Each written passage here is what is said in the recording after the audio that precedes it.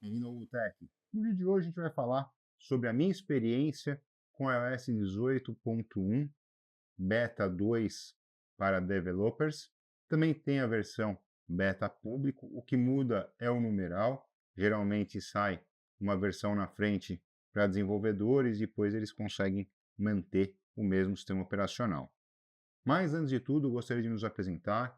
Nós somos o GoTech, um canal que fala de tecnologia, que tem o objetivo de facilitá-la para você. Então, se vocês puderem se inscrever no canal, é muito importante para nós. Também já deixar seu like aí, nos ajuda bastante, o YouTube vai entender. Agora tem uma ferramenta chamada de Hypar.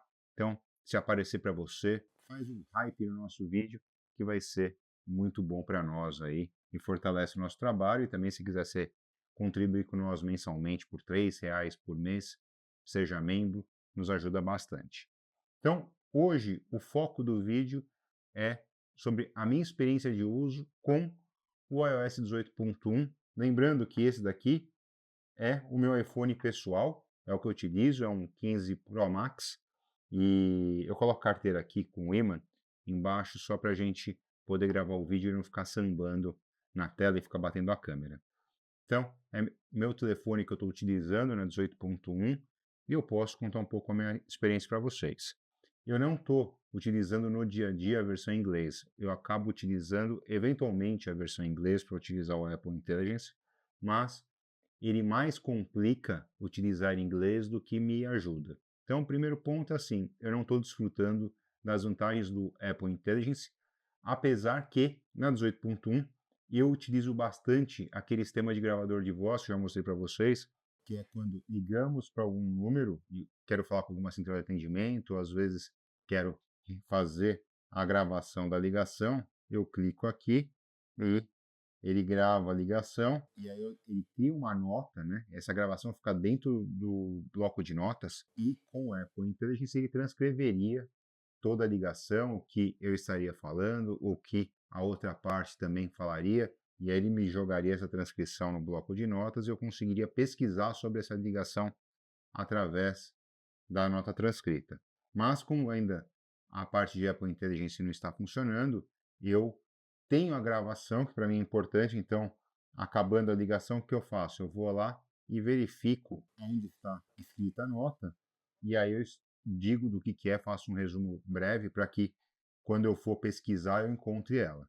Então, isso eu acho bem interessante, sensacional, tenho utilizado bastante. O aplicativo de fotos tem uma nova reorganização, tenho gostado também bastante, ele abre como se fosse uma caixa de diálogos aqui para quando eu for pesquisar algumas fotos do que eu quero.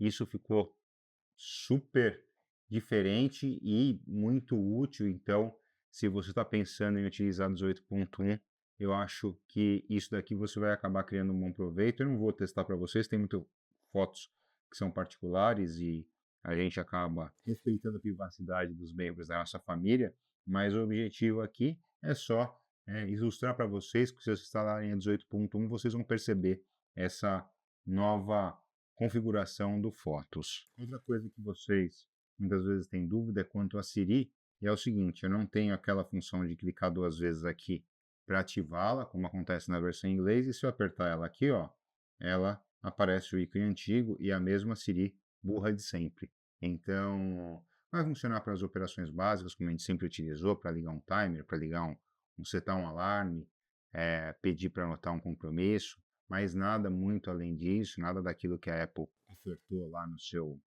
comercial de lançamento do iOS 18, que diria que vinha com a parte de inteligência artificial, então para nós ainda não tem essas alterações tão significativas. E quanto à bateria? Nas versões do iPhone 15, 15 Pro, eu tenho a possibilidade de limitar o carregamento para eu conseguir ter uma vida de bateria mais longa. Eu deixo em 100% o carregamento otimizado, o iPhone sabe a minha dinâmica de uso dele, então ele sabe o horário que eu vou dormir, o horário que eu vou tirar ele da tomada, então ele faz o carregamento para mim. Mas se eu quisesse ainda ficar mais seguro e ganhar mais tempo ainda de vida útil de bateria, e o que eu digo de vida útil de bateria é especificamente saúde de bateria, quando ela vai se deteriorar e aí não consegue mais carregar como deveria. Eu poderia deixar em 95% ou 90%, que ele utilizaria esse limite para carregar. E aí eu teria o celular por mais tempo, mas como eu utilizo o celular, eu não quero ficar sem bateria no final do dia.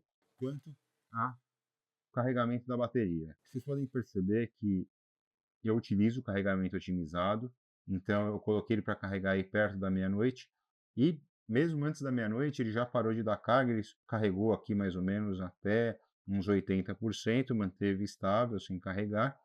E aí, quando foi por volta das 4 da manhã, ele começou a carregar até 100% e manteve isso até 7h30 da manhã, quando eu tirei ele da tomada e ele começou a descarregar até agora, 5 da tarde praticamente. Então, são quase 7 horas de uso e eu tive 7 horas de tela acesa durante 24 horas, 6 horas de tela apagada.